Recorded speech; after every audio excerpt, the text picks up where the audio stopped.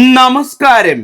Infinite സ്റ്റോറീസിന്റെ പുതിയൊരു അധ്യായത്തിലേക്ക് എല്ലാവർക്കും സ്വാഗതം. നമ്മുടെ ജീവിതത്തിലെ സകല ദുഃഖ ദുരിതങ്ങളും തീർക്കാൻ, നമ്മുടെ ജീവിതത്തിലേക്ക് ഐശ്വര്യവും സമ്പൽ സമൃദ്ധിയും നിറയ്ക്കാൻ അമ്മ മഹാമായ സർവശക്ത പൊന്നുതമ്പുരാട്ടി ഭദ്രകാളി അവതരിക്കുന്ന മറ്റൊരു മകരഭരണി കൂടി കടന്നു വരികയാണ്. നാളെ മകരഭരണിയാണ്, അതും ചൊവ്വാഴ്ച ദിവസം. നാളത്തെ ദിവസം വീട്ടിൽ നിലവിളക്ക് കത്തിക്കുന്ന എല്ലാവരും ഞാൻ ഈ പറയുന്ന മുഹൂർത്തത്തിൽ, ഞാൻ ഈ പറയുന്ന സമയത്ത് നിലവിളക്ക് കത്തിക്കണേ. ഭദ്രകാളിയുടെ സാന്നിധ്യം ഈ ഭൂമിയിലുള്ള സമയമാണ് കേട്ടോ. ഭഗവതി നമ്മളെ കാണാനായിട്ട് നമ്മുടെ വീടുകളിൽ വരുന്ന മുഹൂർത്തമായത്. ഈ സമയത്ത് നിലവിളക്ക് കത്തിച്ചാൽ ഏറ്റവും ചൈതന്യമാണെന്നാ പറയുന്നത്. ഭഗവതിയുടെ സാന്നിധ്യം നമ്മുടെ വീട്ടിലുള്ള സമയം. കേരളത്തിൽ അങ്ങോളം ഇങ്ങോളമുള്ള ചെറുതും വലുതുമായിട്ടുള്ള എല്ലാ ക്ഷേത്രങ്ങളിലും പൂജ നടക്കുന്ന സമയം ഇത്. എൻ്റെ നാളത്തെ ദിവസത്തെ ഭഗവതി പൂജ നടക്കുന്ന സമയവും ഈ സമയം തന്നെ. നാളെ എല്ലാവരും വീട്ടിൽ വിളക്ക് കത്തിക്കുന്ന എല്ലാവരും ഈ സമയത്ത് നിലവിളക്ക് കത്തിക്കുക. ഭഗവതിയെ ഞാൻ ഈ പറയുന്ന മന്ത്രം ചൊല്ലി പ്രാർത്ഥിക്കുക. അമ്മ ആ വീട്ടിൽ വരും, ആ വീട്ടിലെ സകല ദുഃഖ ദുരിതങ്ങളും തുടച്ചു നീക്കും, ചോദിക്കുന്നതെല്ലാം നൽകി മടങ്ങും. ഭദ്രകാളിയാണ്, കരുണാമയിയാണ്, നമ്മളുടെ എല്ലാം അമ്മയാണ്. ചോദിക്കുന്ന എന്തും തരുന്ന അമ്മയാ കേട്ടോ. മനസ്സലിയുന്ന അമ്മയാ.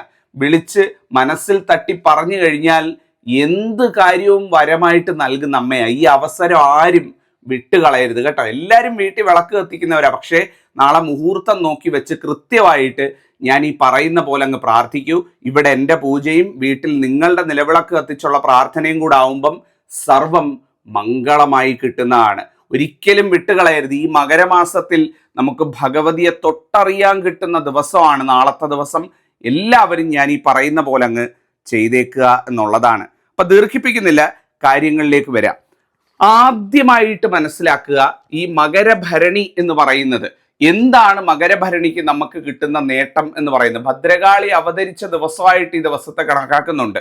ഭദ്രകാളിയുടെ സാന്നിധ്യം ഭൂമിയിലുള്ള ദിവസമായിട്ട് കണക്കാക്കുന്നുണ്ട്. അതുകൊണ്ടാണ് കേരളത്തിലെ ഒരുപാട് ദേവീക്ഷേത്രങ്ങൾ എടുത്തു നോക്കിക്കഴിഞ്ഞാൽ ആ ക്ഷേത്രങ്ങളിലെ ഒക്കെ തിരു ഉത്സവം എന്ന് പറയുന്നത്, അല്ലെ ദേവിയുടെ തിരുനാളെന്ന് പറയുന്നത് മകരഭരണിയായിട്ട് നമുക്ക് കാണാൻ സാധിക്കും.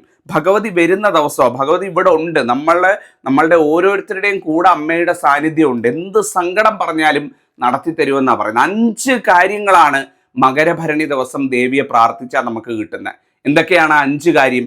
ഒന്നാമത്തേത് ഉദ്ദിഷ്ടകാര്യ സിദ്ധി അഥവാ കാര്യവിജയം.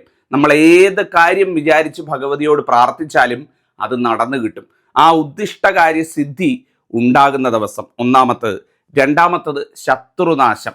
എൻ്റെ അടുത്ത് ഒരുപാട് പേര് വിഷമിച്ച് പറയാറുണ്ട്, തിരുമേനി ഒരു രീതിയിലും ജീവിക്കാൻ പറ്റുന്നില്ല, ശത്രുക്കളെ കൊണ്ട് ഉപദ്രവമാണ്, ഒരു രീതിയിലും ജീവിക്കാൻ സമ്മതിക്കുന്നില്ല, എങ്ങോട്ട് തിരിഞ്ഞാലും ശത്രുക്കൾ, തൊഴിലിടത്തിൽ, അയൽവക്കത്ത്, ബന്ധുജനങ്ങൾക്കിടയിൽ, ഇടപെടുന്ന മേഖലകളിലൊക്കെ ശത്രുക്കളുടെ ശല്യം, ഒരു രീതി ഗതി പിടിക്കുന്നില്ല ശത്രുക്കളെ കാരണം എന്ന് പറയുന്നത്. ആ ശത്രുനാശത്തിന് ഏറ്റവും ഉത്തമ ദിവസമാണ്. മൂന്നാമത്തത് തൊഴിലിൽ അഭിവൃദ്ധി. നമ്മൾ ഏർപ്പെടുന്ന കർമ്മ മേഖല ഏത് തന്നെ ആയാലും ആ കർമ്മ മേഖലയിൽ നമുക്ക് അഭിവൃദ്ധി ഉണ്ടാകും, ഉയർച്ച ഉണ്ടാകുന്ന ഒരു ഫലം കിട്ടുന്നതാണ്. നാലാമത്തേതെന്ന് പറയുന്നത് ആയുരാരോഗ്യ സൗഖ്യവും ദീർഘായുസ്സും. അതിൽ പരം ഒരു ഐശ്വര്യം വേറെ കിട്ടാനുണ്ടോ? എല്ലാം ഉണ്ടെങ്കിലും ആരോഗ്യം ഇല്ലെങ്കിൽ പോയില്ലേ. ആ ആയുരാരോഗ്യ സൗഖ്യം അമ്മ പ്രദാനം ചെയ്യുമെന്നാണ് പറയുന്നത് ഈ ദിവസം വിളക്ക് വെച്ച് പ്രാർത്ഥിച്ചാൽ. അഞ്ചാമത്തേത് എന്ന് പറയുന്നത് ധനാഭിവൃദ്ധി. നമുക്ക് ജീവിതത്തിന് ഏറ്റവും അടിസ്ഥാനമായിട്ടുള്ള കാര്യമാണ് ധനം അഥവാ പണം എന്ന് പറയുന്നത്. ആ ധനാഭിവൃദ്ധി അമ്മ നൽകി അനുഗ്രഹിക്കും. അങ്ങനെ 5 നേട്ടങ്ങളാണ് ഈ മകരഭരണി ദിവസം ഞാൻ ഈ പറയുന്ന രീതിയിൽ മുഹൂർത്തത്തിൽ വിളക്ക് വെച്ച് പ്രാർത്ഥിച്ചാൽ നിങ്ങളെ തേടിയെത്താൻ പോകുന്നത്. നമ്മുടെ ജീവിതത്തിലെ എല്ലാ ദുഃഖങ്ങളും ഭഗവതി കേൾക്കും കേട്ടോ. അമ്മയാണ്, നമ്മുടെ എല്ലാ അമ്മയാണ്, നമ്മുടെ സ്വന്തം അമ്മയാണ്. അപ്പോൾ കാണുമ്പോൾ നമുക്ക് രൂപമൊക്കെ കാണുമ്പം പേടി തോന്നും, പക്ഷേ നമ്മുടെ സ്വന്തം അമ്മയാണ് എന്നുള്ളത് എല്ലാവരും മനസ്സിലാക്കി അങ്ങ് പ്രാർത്ഥിക്കുക. നാളെ വിളക്ക് വെക്കേണ്ട മുഹൂർത്തം എന്ന് പറയുന്നത്, എൻ്റെ പൂജ നടക്കുന്ന സമയം കൂടാണിത്, 6:13 മുതൽ 6:42 വരെയുള്ള സമയം. 6:13നും 6:42. 6:13 മുന്നേ നേരത്തെ കയറി 6 മണിക്ക് വിളക്ക് കത്തിക്കരുത്. 6:13 കഴിയുന്നിടം വരെ വെയിറ്റ് ചെയ്യുക. 6:13 കഴിഞ്ഞ് 6:42 മുമ്പ് ആ ഒരു ഇടയ്ക്കുള്ള ഒരു 6:30 മണി സമയം ഒന്ന് കണക്കാക്കാം. 6:13 to 6:42. ആ സമയത്ത് നിലവിളക്ക് തെളിയിക്കുക. നിലവിളക്ക് തെളിയിക്കുന്ന സമയത്ത് 5 തിരിയിട്ട് തന്നെ എല്ലാവരും കത്തിക്കാൻ ശ്രമിക്കുക. 5 തിരി, ഭദ്രാദീപം തെളിയിക്കുക. മകരഭരണിക്ക് ഭഗവതിയെ സ്വീകരിക്കാൻ ഭദ്രാദീപം തെളിയിച്ച് തന്നെ വീടൊരുങ്ങുക എന്ന് പറയുന്നതാണ്. സന്ധ്യ കേട്ടോ വിശേഷം എന്ന് പറയുന്നത്. രാവിലെയും വിളക്ക് കത്തിക്കുന്നവരുണ്ടാവും, സന്ധ്യയ്ക്കും വിളക്ക് കത്തിക്കുന്നവരുണ്ടാവും, 2 നേരവും കത്തിക്കുന്നവരും ഉണ്ടാവും. പക്ഷേ ഈ ഒരു ദിവസത്തെ സംബന്ധിച്ചിടത്തോളം, മകരഭരണിയെ സംബന്ധിച്ചിടത്തോളം ഏറ്റവും വിശേഷം എന്ന് പറയുന്നത് സന്ധ്യാസമയത്ത് വിളക്ക് കത്തിക്കലാണ്. 5 തിരിയിട്ട് ഐശ്വര്യമായിട്ട് നിലവിളക്ക് കത്തിക്കുക. ആ 5 തിരിയിട്ട് കത്തിക്കുന്ന നിലവിളക്കിനോടൊപ്പം മനോഹരമായിട്ട് ഒരു കിണ്ടിയിൽ തീർത്ഥജലം വെക്കുക. അമ്മയ്ക്ക് വേണ്ടി കിണ്ടിയിൽ ഒരു തീർത്ഥജലം വെക്കുക. ആ തീർത്ഥജലം വെക്കുമ്പം ആ തീർത്ഥജലത്തിൽ ഒരു തുളസിക്കതിര് നുള്ളിയിടുക. അതോടൊപ്പം നല്ല പൂക്കളുണ്ടല്ലോ, പൂക്കൾ എന്ന് പറയുന്നത് നല്ല ചുവന്ന പൂവ്. ചുവന്ന പൂവിൽ അമ്മയ്ക്ക് ഏറ്റവും പ്രിയങ്കരമായിട്ടുള്ള 2 പൂവാണ് തെച്ചിപ്പൂവും അതുപോലെ തന്നെ ചുവന്ന ചെമ്പരത്തിപ്പൂവും. നിങ്ങളുടെ വീട്ടിൽ എത്ര ചെമ്പരത്തിപ്പൂവ് നിൽപ്പുണ്ട് എന്നുണ്ടെങ്കിലും അത് പറിച്ചു കൊണ്ടുവന്ന് നാളെ നിലവിളക്കിന്റെ മുമ്പിൽ വെക്കുക. കിണ്ടിയിൽ വെക്കണമെന്നില്ല, നിലവിളക്കിന്റെ പാദത്തിലോ അല്ലെ ദേവി ചിത്രം ഉള്ളവരാണെങ്കിൽ ആ ചിത്രത്തിന്റെ മുന്നിലോ വെക്കുക. അപ്പം 5 തിരിയിട്ട് നിലവിളക്ക് കത്തിക്കുക.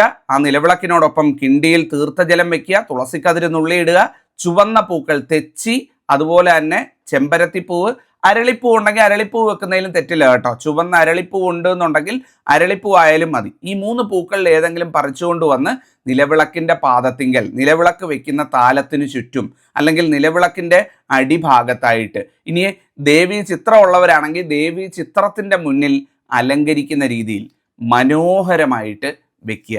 വെച്ചതിന് ശേഷം നിങ്ങൾ ആ നിലവിളക്ക് 5 തിരിയിട്ടത് കത്തിച്ച് തൊഴാൻ പോകുന്നതിന് മുമ്പായിട്ട് ഒരു ചിരാത് വിളക്ക് കത്തിക്കണം കേട്ടോ. എന്താണ് ഈ ചിരാത് വിളക്ക് എന്ന് പറയുന്നത്? നമ്മൾ ദീപാവലിക്കും കാർത്തികയ്ക്കും ഒക്കെ കത്തിക്കത്തില്ലേ ചിരാത്, ചെറിയ ഓട്ടുവിളക്ക്. അതെടുക്കുക. അതെടുത്തിട്ട് മനോഹരമായിട്ട് ആ ഒരു ചിരാത് വിളക്കിൽ നെയ്യോ എണ്ണയോ ഒഴിച്ച് ഒരു തിരിയിട്ട് ആ ചിരാത് വിളക്ക് കത്തിച്ച് നിങ്ങളുടെ വീടിൻ്റെ ഒന്നുകിൽ കിഴക്ക് മധ്യഭാഗത്ത് വയ്ക്കാം.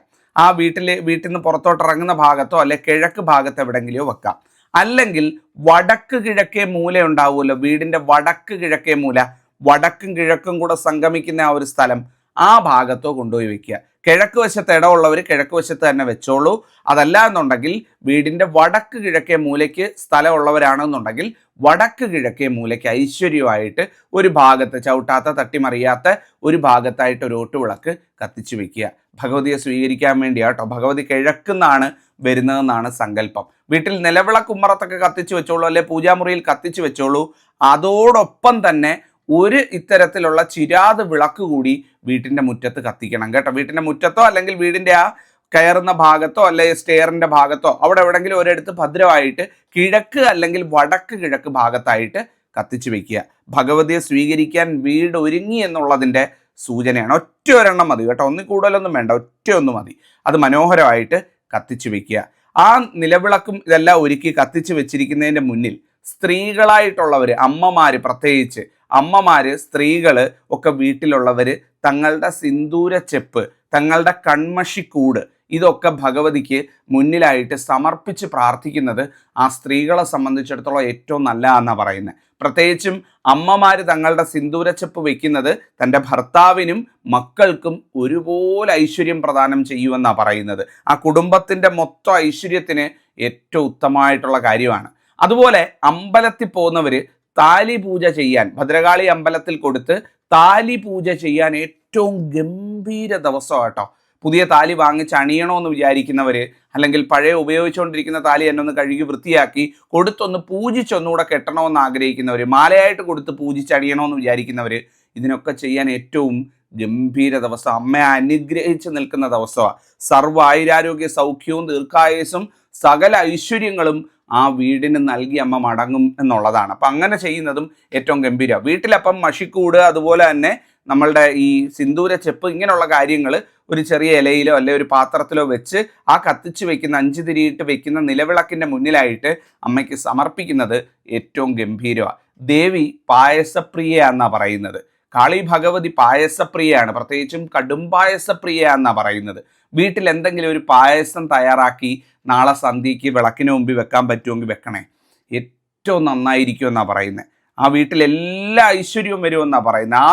ആ മധുരം പോലെ, അല്ലെങ്കിൽ ആ വെക്കുന്ന പായസത്തിൻ്റെ മധുരം പോലെ ആ വീട്ടിലുള്ളവരുടെ ജീവിതവും മധുരിക്കുമെന്നാണ് പറയുന്നത്. അവരുടെ ജീവിതത്തിലും അതുപോലെ സന്തോഷം വരുമെന്നാണ് പറയുന്നത്. ദേവി പായസപ്രിയയാണ്. നിങ്ങളെ കൊണ്ട് പറ്റുന്ന മതി ഒരു ശർക്കര പായസം, അല്ലെങ്കിൽ കടും പായസം, അല്ലെങ്കിൽ അരിപ്പായസം. നിങ്ങൾക്ക് എന്താണ് ഭഗവതിക്ക് ആ ഒരു മധുരം സമർപ്പിക്കാൻ പറ്റുന്നത് അത് നിങ്ങളുടെ വീട്ടിൽ നിലവിളക്കിൻ്റെ മുന്നിൽ തയ്യാറാക്കി ഒരു ഇലയിലോ ഒരു താലത്തിലോ വെച്ച് ഭഗവതിക്ക് ആ ത്രിസന്ധ്യയ്ക്ക് വിളക്ക് കത്തുന്ന നേരം, ഞാൻ പറഞ്ഞല്ലോ മുഹൂർത്തം 6:13 6:42 ഇടയിൽ വിളക്ക് കത്തിച്ച് ഇതങ്ങോട്ട് വെക്കുക. അമ്മ അവിടെ എത്തിയിരിക്കും, അമ്മയെ അനുഗ്രഹിച്ചിരിക്കും, അമ്മ ആ പ്രസാദം സ്വീകരിച്ചിരിക്കും. ആ പ്രസാദത്തിന് വരമായി നിങ്ങൾക്ക് ചോദിച്ചതെല്ലാം നൽകി മടങ്ങും എന്നുള്ളതാണ്. അത്രയും സത്യമുള്ള ഒരു ദിവസമാണ് കേട്ടോ. അപ്പോൾ എല്ലാവരും ഒരു പായസവും കൂടെ തയ്യാറാക്കാൻ പറ്റുമെങ്കിൽ തയ്യാറാക്കി ഭഗവതിക്ക് നേദിക്കുക. അപ്പോൾ ഒരു നെയ്വിളക്ക് വെക്കണം, മറന്നു പോരുത്. കിഴക്ക് വശത്ത് അല്ലെങ്കിൽ വടക്ക് കിഴക്കേ മൂലയ്ക്ക് ഒരു പായസം തയ്യാറാക്കി ഭഗവതിക്ക് നേദിക്കണം. ഐശ്വര്യമായിട്ട് നിലവിളക്കിന് മുന്നിൽ പൂക്കൾ സമർപ്പിച്ച് ഇരു കൈകളും കൂപ്പിക്കൊണ്ട് ഞാൻ ഈ പറയുന്ന മന്ത്രം 3 അങ്ങ് ചൊല്ലുക. എല്ലാം 3 തവണ ചൊല്ലണം. 3 തവണ 3 മന്ത്രം പറഞ്ഞു തരാം. 3 അങ്ങ് ഭഗവതിയെ ചൊല്ലുക. ആദ്യം തൊഴേണ്ടതെന്ന് പറയുന്നത് ഭഗവതിയുടെ മൂലമന്ത്രം ചൊല്ലിക്കൊണ്ടാണ്. എന്താണ് മന്ത്രം? മന്ത്രം ഇങ്ങനെയാണ്: ഓം ഐം ക്ലീം സൗം ഹ്രീം ഭദ്രകാളിയേ നമ. എങ്ങനെയാണ്? ഓം ഐം ക്ലീം സൗം ഹ്രീം ഭദ്രകാളിയേ നമ. ഞാൻ പതുക്കെ പറഞ്ഞു തരുന്നത്, എടുത്തെടുത്ത് പറഞ്ഞു തരുന്നത് തെറ്റിക്കാതെ നിങ്ങൾക്ക് എഴുതിയെടുക്കാനും അത് നോക്കി ചൊല്ലാനും ഒക്കെ വേണ്ടിയിട്ടാണ്. ഓം ഐം ക്ലീം സൗം ഹ്രീം ഭദ്രകാളിയേ നമ എന്ന് 3 തവണ അങ്ങ് ചൊല്ലുക. ഒന്നാമത്തത്. രണ്ടാമത്തത് നിങ്ങൾക്ക് എല്ലാം അറിയാവുന്ന, എല്ലാവരും നിത്യപ്രാർത്ഥനയിൽ ഉൾപ്പെടുത്തേണ്ട ഒരു മന്ത്രമാണ്. കാളി കാളി മഹാകാളി ഭദ്രകാളി നമോസ്തുതേ കുലം ച കുലധർമ്മം ച മാം ച പാലയ പാലയ. ഈ മന്ത്രം ഒരു 3 തവണ ചൊല്ലുക. ഇതെല്ലാവർക്കും അറിയാവുന്നതായിരിക്കും. അറിയാത്തവർ എഴുതിയെടുത്തോ അല്ലെ നോക്കിയോ ഇത് കൃത്യമായിട്ട് ചൊല്ലുക. മൂന്നാമത്തേതെന്ന് പറയുന്നത് തൊഴുത് അവസാനിപ്പിക്കുന്ന സമയത്ത്, അതായത് പ്രാർത്ഥനയെല്ലാം നിങ്ങൾക്ക് പറയേണ്ട കാര്യങ്ങളെല്ലാം ഭഗവതിയോട് പറഞ്ഞ് നിങ്ങൾക്ക് എന്തൊക്കെ വിഷമങ്ങളോ കാര്യങ്ങളോ ഒക്കെ ആദ്യത്തെ 2 മന്ത്രം ചൊല്ലിയതിന് ശേഷം ഭഗവതിയോട് പറയാനുണ്ടോ അതൊക്കെ പറഞ്ഞ്, എന്തൊക്കെ കാര്യങ്ങൾ ചോദിക്കാനുണ്ടോ നമ്മുടെ അമ്മയോട് പറയുന്ന പോലെ വരമായിട്ട് എന്തൊക്കെ വേണം, എന്തൊക്കെ സങ്കടങ്ങൾ മാറ്റിത്തരണം, എന്തൊക്കെ വിഷമങ്ങളുണ്ട് അതൊക്കെ അറിയിക്കണം. അതെല്ലാം ആ വിളക്കിൻ്റെ മുമ്പിൽ നിന്ന് ധൈര്യമായിട്ട് തൊഴുതങ്ങ് പറഞ്ഞു. ഒരു ഇതും വിചാരിക്കേണ്ട വേറെ എങ്ങനെ പറയണോ അങ്ങനെ ഒന്നുമില്ല. നിങ്ങൾക്ക് അറിയാവുന്ന രീതിയിൽ അമ്മയോട് നമ്മൾ എങ്ങനെ ആയിരിക്കും നമ്മുടെ വിഷമങ്ങളും കാര്യങ്ങളും നമ്മുടെ കാര്യങ്ങളും ഒക്കെ നമ്മൾ അമ്മയോട് എങ്ങനെ ആയിരിക്കും പറയും, നമ്മുടെ സ്വന്തം അമ്മയോട്. ആ സ്വാതന്ത്ര്യത്തോടെ ആ സ്നേഹത്തോടെ നാളെ ഭദ്രകാളി അമ്മയോട് നിലവിളക്കിൻ്റെ മുമ്പിൽ നിന്ന് അങ്ങ് പറയുക ഇത്രയും ചെയ്തിട്ട്. അങ്ങനെ പറഞ്ഞതിന് ശേഷം വിളക്ക് തൊഴുത് അവസാനിപ്പിക്കുമ്പം ഈ മന്ത്രവും കൂടെ ഒരു 3 തവണ ചൊല്ലിക്കൊണ്ട് അമ്മയെ എല്ലാം നന്നായി വരണേ എന്ന് പറഞ്ഞുകൊണ്ട് മാറുക. മന്ത്രം ഇങ്ങനെയാണ്: ഓം ഹ്രീം ഭദ്രകാളിയേ നമ. ഇങ്ങനെയാണ്: ഓം ഹ്രീം ഭദ്രകാളിയേ നമ. ഈ മന്ത്രവും കൂടെ ചൊല്ലിക്കൊണ്ട് ഭഗവതിയെ തൊഴുത് അവസാനിപ്പിക്കുക. അപ്പോൾ ഇത്രയും കാര്യങ്ങൾ നാളത്തെ ദിവസം ചെയ്യാമെങ്കിൽ ഗംഭീരമായിരിക്കും എന്നാണ് പറയുന്നത്. ഗംഭീരം. വേറെ ഒന്നും വേണ്ട, നമ്മുടെ വീട്ടിൽ ചെയ്യേണ്ട കാര്യങ്ങളായി പറഞ്ഞ മുഴുവൻ ഒന്നുമില്ല. നമുക്ക് നിലവിളക്ക് കത്തിക്കുന്നതിൻ്റെ കൂടെ 1-2 കാര്യങ്ങളും കൂടെ ചെയ്യുക. അതങ്ങ് ചെയ്ത് പ്രാർത്ഥിക്കുക. ഇതൊരു ഈശ്വര നിയോഗമായിരിക്കും. ഭഗവതിയായിട്ടൊരു വഴി കാണിച്ചു തന്നെയായിരിക്കും.